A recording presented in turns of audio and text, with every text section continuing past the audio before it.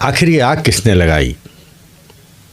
क्यों इस वक्त विभिन्न विश्वविद्यालयों में छात्र आपस में एक दूसरे से गुत्थम गुत्थी कर रहे हैं? या बहुत सारी देश में जो घटनाएं घट रही है वो तनाव के वातावरण की वजह से घट रही है, और वह तनाव है भारत सरकार के द्वारा यूजीसी कानून लाया जाना। और लाख चुप्पी साध लें, लाख मेन स्ट्रीम मीडिया से इसे हटाया जाए, समाज के अंदर आग तो दहक रही है, और आखिर ये आग लगाई तो किसने लगाई? नमस्कार, मैं शैलेश कुमार, शैलेश की बात में आपका हार्दिक स्वागत है। आज हम बात जिन मुद्दों पर करेंगे कि आखिर ये आग किसने लगाई, उसके पहले मैं बता दूं कि पिछले वीडियो में आपका अथाह प्यार मिला है, लेकिन बहुत सारे प्रश्न भी आए हैं। उस प्रश्न में 2 प्रश्न मूल हैं जिसका जवाब इस वीडियो के अंत तक हम देने का अवश्य प्रयास करेंगे। लेकिन उसके पहले आइए, ये जो आग लगाई गई है और जिसका परिणाम समाज भुगत रहा है, ये किसने लगाई, इसे जानते हैं। लेकिन इसे जानने के लिए कुछ घटनाक्रम को जान लेना आवश्यक है। सबसे पहली घटना तो उत्तर प्रदेश से आती है, और वह घटना है कि एक प्रवक्ता हैं, समाजवादी पार्टी के क्षेत्रीय प्रवक्ता हैं मनोज यादव, और मनोज यादव अभद्र भाषा के लिए जाने जाते हैं। वो क्षेत्रीय कार्यक्रमों में अपनी बात को रखते हैं और बोलते बोलते अभद्र भाषा पर आ जाते हैं। मनोज यादव हाल के दिनों में यूजीसी कानून को लेकर या फिर SC/ST एक्ट को लेकर बहुत मुखर थे। लेकिन कमाल देखिए, कमाल यह हुआ कि आज वो SC/ST एक्ट में जेल के अंदर हैं। है न विचित्र घटनाक्रम? और SC/ST एक्ट लगाया है उन्हीं के गांव के एक महिला कलावती ने, और एक दिन के अंदर उन पर FIR हुआ और वो जेल चले गए। अब SC/ST एक्ट के बारे में वो क्या सोच रहे होंगे, क्या समझ रहे होंगे, ये तो वही जाने। दूसरी घटना यह है कि उत्तर प्रदेश में ही 2 दिन पहले यूजीसी के समर्थन में कुछ लोग नारेबाजी और प्रदर्शन कर रहे थे। पुलिस ने उन्हें रोका और कहा यह जगह प्रदर्शन के लिए नहीं है, गैरकानूनी है, आपने इजाज़त नहीं ली है, और 100 से अधिक लोगों को जेल के अंदर बंद किया गया, गिरफ्तार किया गया। तो योगी सरकार कुछ तो प्रयास अवश्य कर रही है, इसमें कतई संदेह नहीं है कि इस आग को दबाया जाए। लेकिन ये आग पूरे देश में फैल चुकी है। तीसरी घटना DU की है, जिसकी चर्चा आप बहुत तेजी से सोशल मीडिया पे देख रहे होंगे। यूजीसी के समर्थन में नारेबाजी हो रही थी, लोग प्रदर्शन कर रहे थे, और इसी बीच में एक यूट्यूबर रुचि तिवारी ने प्रश्न पूछा, उनकी जाति को पूछा गया, और फिर जाति पूछने के बाद जब तिवारी आया उनके नाम के साथ, तो उनके साथ बेतरतीब ढंग से अभद्रता की गई। बहुत सारे लोग बहुत तरह के बात भी अपशब्द बोल रहे थे, और उसमें महिलाएं भी थी जो उन्हें खींच कर ले जा रही थी। ये टकराहट क्यों? इतनी गर्मी क्यों? इस आग की वजह क्या है? किसने ये आग लगाई? क्या सोचकर लगाई?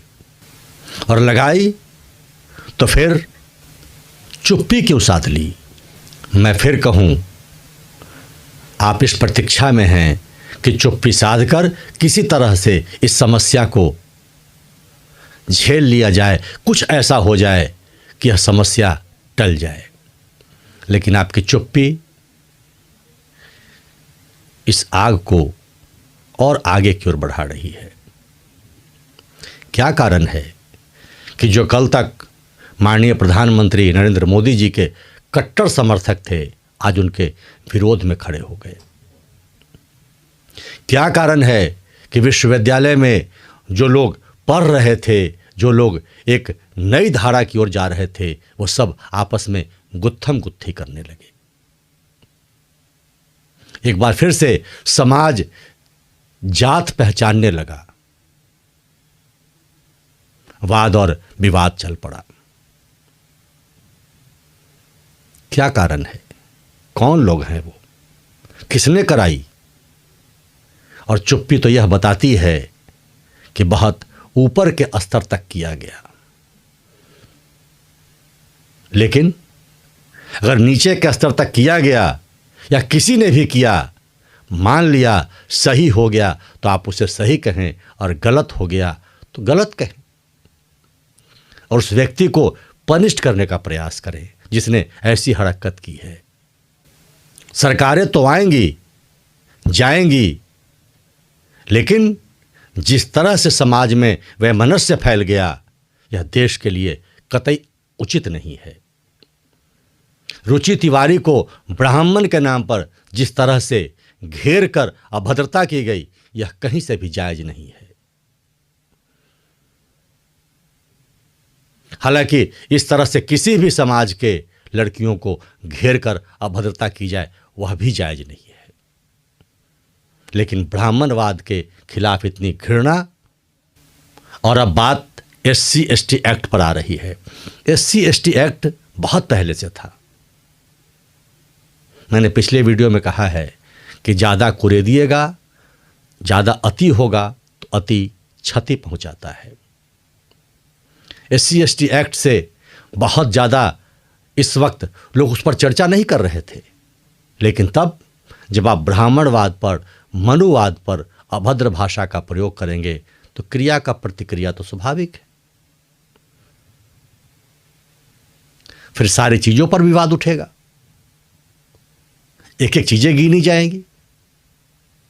आरक्षण क्यों, SC/ST क्यों, जब समान अधिकार सबको है तब। और एक बात खास करके ध्यान देनी चाहिए, सामान्य वर्ग जो विरोध कर रहा है, उसके विरोध का मूल वजह यह है कि उसे लग रहा है कि उसे प्रताड़ित किया गया है, उसके साथ धोखा हुआ है। वह किसी समाज के विरुद्ध खड़ा नहीं हुआ है, वह गलत नियम के विरुद्ध खड़ा है। और सामने से कोई दूसरा समाज आकर के इस अधिकार को भी छीनने का प्रयास करेगा कि गलत नियम को या अपने को प्रताड़ित होने से बचने के लिए अगर वह गुहार लगा रहा है तो आप उस पर अभद्रता करेंगे, नारे लगाएंगे, मुर्दाबाद करेंगे, तो फिर बात और बिगड़ेगी। और मैं तो कह रहा हूं, चुप्पी साधने से कोई हल निकलने वाला नहीं है। कुछ ऐसा करना होगा जिससे समाज शांत हो। कोई भी समझदार, कोई भी पढ़ा लिखा व्यक्ति, कोई भी देशभक्त अशांति नहीं चाहता। लेकिन शांत करने की जिम्मेवारी सिर्फ सामान्य वर्ग की नहीं है, या उसे कुचलकर आगे बढ़ने का कोई साहस करेगा तो सामान्य वर्ग निश्चित तौर पर प्रतिकार करेगा। इसमें भी कतई संदेह नहीं है।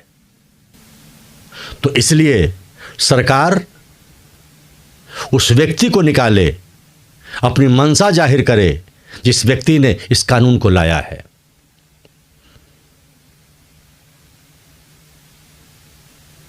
और ऐसा कुछ करके दिखाए जिससे लगे कि वह सबके प्रति समर्पित है। अब उन बातों पर आते हैं जो पिछले वीडियो में कुछ प्रश्न आए।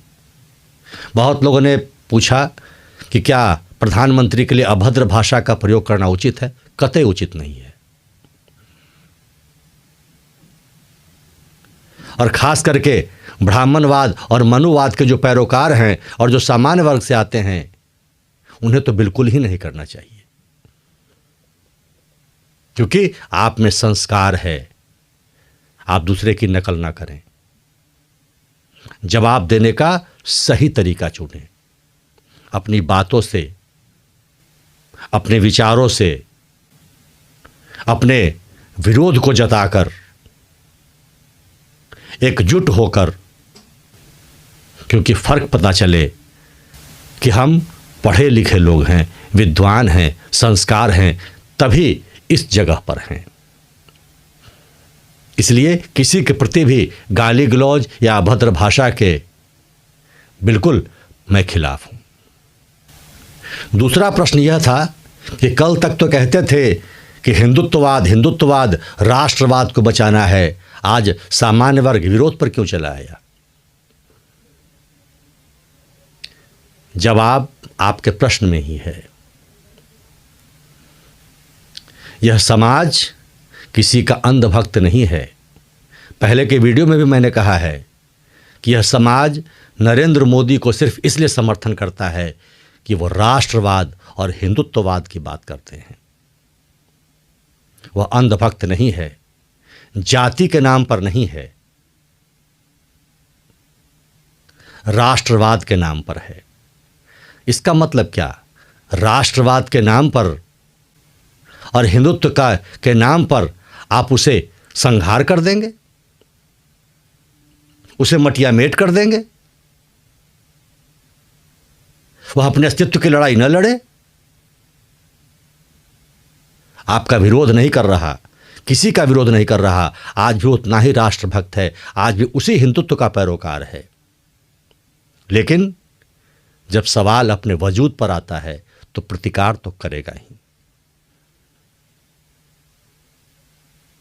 वह प्रतिकार किसी वर्ग के विरुद्ध नहीं है, वह प्रतिकार उस सिस्टम के विरुद्ध है, उस नियम के विरुद्ध है जो आज के नेताओं के अंदर कूट कूट कर भर गई है